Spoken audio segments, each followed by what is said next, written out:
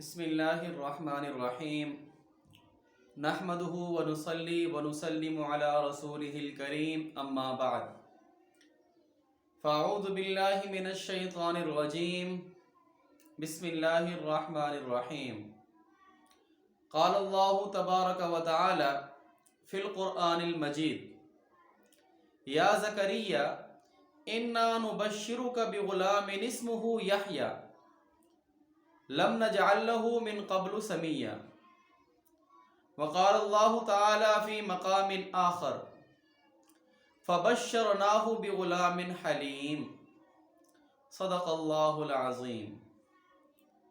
محترم سامعین کرام، آج میری تقریر اور بیان کا موضوع ہے اولاد کے وہ حقوق جن کو پورا کرنا، ادا کرنا والدین کی ذمہ داری ہے۔ محترم سامعین کرام، اولاد اللہ تبارک و تعالی کی ایک عظیم نعمت ہے۔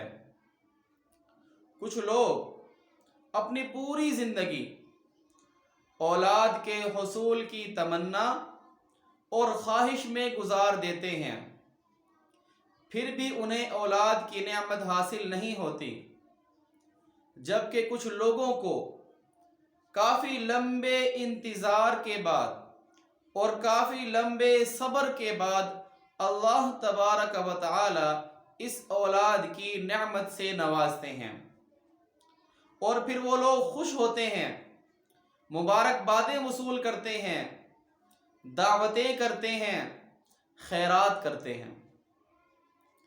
اولاد کی اس نعمت کی اہمیت کا اندازہ آپ حضرت زکریا علیہ السلام اور حضرت ابراہیم علیہ السلام کی دعاؤں سے بھی بخوبی کر سکتے ہیں۔ محترم سامعین کرام، جب اللہ تبارک و تعالی انسان کو اولاد کی نعمت سے نوازے تو اولاد کا سب سے پہلا حق یہ ہے کہ اس کے دائیں کان میں اذان اور اس کے بائیں کان میں اقامت کہنی چاہیے۔ یہ اولاد کا پہلا حق ہے۔ سامعین محترم، اولاد کا دوسرا حق یہ ہے کہ اس کا اچھا سا اور دین اسلام سے وابستہ نام رکھنا چاہیے۔ نبی کریم صلی اللہ علیہ وسلم نے ارشاد فرمایا، قیامت کے دن تمہیں اپنے اور تمہارے آبا کے ناموں کے ساتھ پکارا جائے گا، لہٰذا تم اچھے نام رکھا کرو۔ خلیفہ اول حضرت ابو بکر صدیق رضی اللہ تعالی عنہ کا نام زمانہ جاہلیت میں اور اسلام لانے سے پہلے عبد الکعبہ تھا۔ نبی کریم صلی اللہ علیہ وسلم نے ان کا نام تبدیل فرما کر عبداللہ رکھا۔ اسی طرح حضرت ابو ہریرہ رضی اللہ تعالی عنہ کا نام اسلام لانے سے پہلے عبد الشمس تھا۔ نبی کریم صلی اللہ علیہ وسلم نے ان کا نام تبدیل فرما کر عبد الرحمن رکھا۔ سامعین محترم، اولاد کا تیسرا حق یہ ہے کہ اس کے سر کے بال منڈوا کر سر کے بالوں کے وزن کے برابر چاندی یا چاندی کی قیمت صدقہ کی جائے۔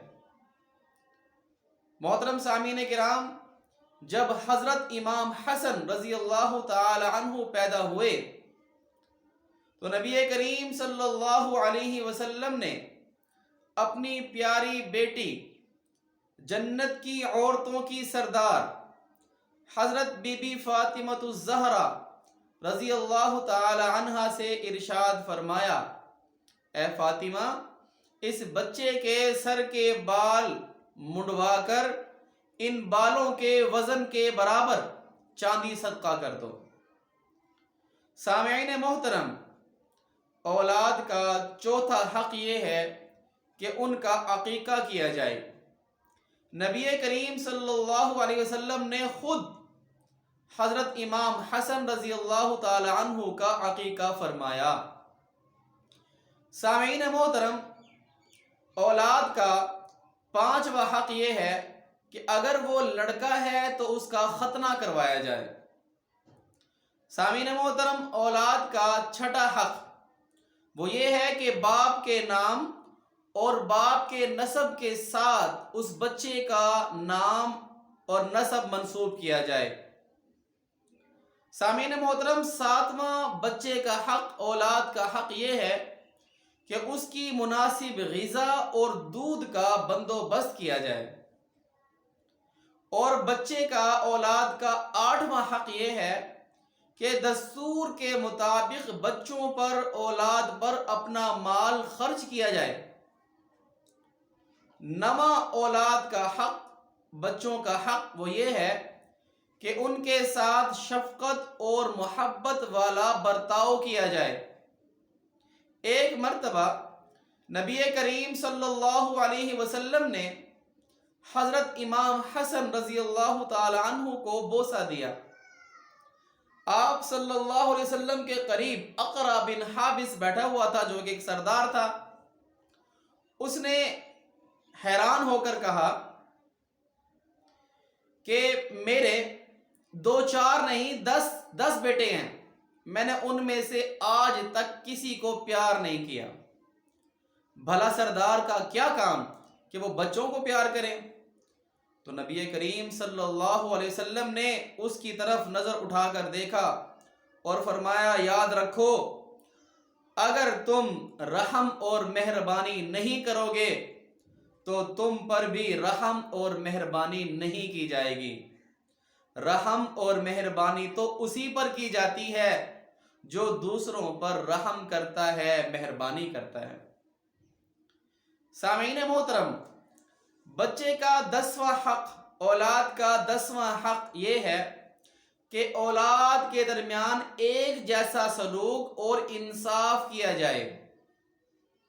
مثلا ان کی ضروریات میں انصاف کیا جائے، ان سے پیار اور محبت میں انصاف کیا جائے، اور جائیداد میں، لینے میں، دینے میں ان کے ساتھ انصاف کیا جائے۔ یہ اولاد کے 10 حق ہو گئے۔ سامعین محترم، اولاد کا 11واں حق، 11واں حق یہ ہے کہ اولاد کی اچھی تربیت کی جائے، انہیں آداب، ادب سکھلایا جائے۔ نبی کریم صلی اللہ علیہ وسلم نے ارشاد فرمایا، کسی شخص نے اپنی اولاد کو اچھے اخلاق سے بہتر کوئی چیز عطیہ نہیں کی۔ اور ایک اور حدیث میں نبی کریم صلی اللہ علیہ وسلم نے ارشاد فرمایا، اپنی اولاد کو ادب اور شائستگی سکھلاؤ۔ محترم سامعین کرام، اولاد کا 12واں حق یہ ہے کہ اولاد کو دینی تعلیم بھی دی جائے اور دور حاضر کی تعلیم بھی دی جائے۔ یہ اولاد کا حق ہے۔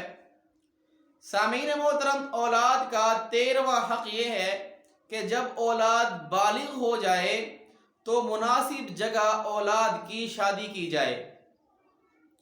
سامعین محترم، اولاد کا 14واں حق یہ ہے کہ اولاد کو روزگار کے لائق بنایا جائے۔ اولاد کا 15واں حق سامعین محترم یہ ہے کہ اولاد کی غلطی کی نشاندہی کی جائے، سرزنش کی جائے اور پھر انہیں معاف کر دیا جائے۔ سامعین محترم، اولاد کا 16واں حق یہ ہے کہ اولاد کے لیے ہمیشہ دعائے خیر کی جائے۔ اور اولاد کا 17واں حق، اہم حق وہ یہ ہے کہ جب اس دنیا سے جائے تو اولاد کو حتی الامکان مالدار چھوڑ کر جائے، حتی الوسعت، حتی الحیثیت مالدار چھوڑ کر جائے۔ نبی کریم صلی اللہ علیہ وسلم نے ارشاد فرمایا کہ اگر تم اپنی اولاد کو، اپنے ورثاء کو مالدار چھوڑ کر جاؤ تو یہ اس سے بہتر ہے کہ تم انہیں محتاج چھوڑو کہ وہ تمہارے بعد لوگوں کے سامنے ہاتھ پھیلاتے پھریں۔ محترم سامعین کرام، انتہائی مختصر کر کے میں نے آپ حضرات کے سامنے اولاد کے 17 حقوق عرض کیے ہیں۔ اللہ تعالیٰ مجھے بھی اور آپ کو بھی اولاد کے حقوق مکمل طور پر صحیح طرح سے ادا کرنے کی توفیق عطا فرمائے۔ وما علینا الا البلاغ المبین۔